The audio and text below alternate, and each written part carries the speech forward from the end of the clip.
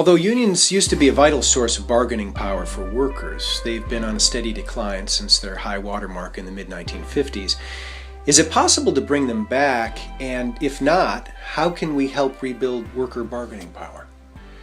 Well, unions have clearly declined, and so has the bargaining power they bring to workers. Now, unions aren't going to go away completely, and there is a room for traditional collective bargaining in many parts of our economy, and we need to reform our labor law in very basic ways to give workers access to collective bargaining if that's what they want and if that's what works for them.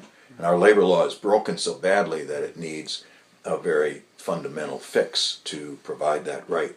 But that's not going to be enough. We need to also reform and update our labor law so that we open it up to allow workers to use new forms of bargaining power, to use their skills and knowledge, to work in cooperation with employers, to improve customer service and productivity, and then to be able to negotiate their fair share of the gains that they help to produce. So our labor law has to encourage new forms of partnership in labor management relations as well as traditional union management relations.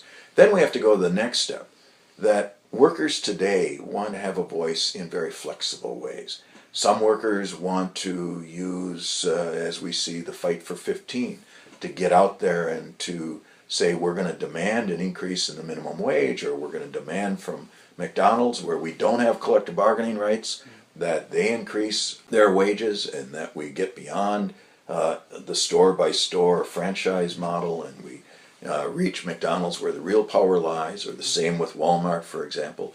And so we have to protect those workers when they act more spontaneously so that they can't be fired and discriminated.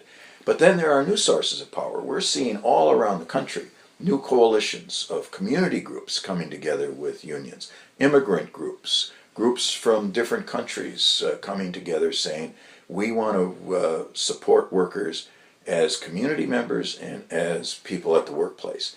We're seeing a lot of exciting new apps that help workers to move from lousy jobs to good jobs. Information like Glassdoor or other online platforms like SherpaShare that help Uber drivers know whether they are making money or losing money at the end of the day. And if they're losing money at Uber, maybe they can do better at Lyft. These are all the new sources of power that we have to encourage in order to really address the workforce as we find it today. And we've got to empower workers to use their knowledge, their skills, their mobility, and then to use modern social media and technology to their advantage.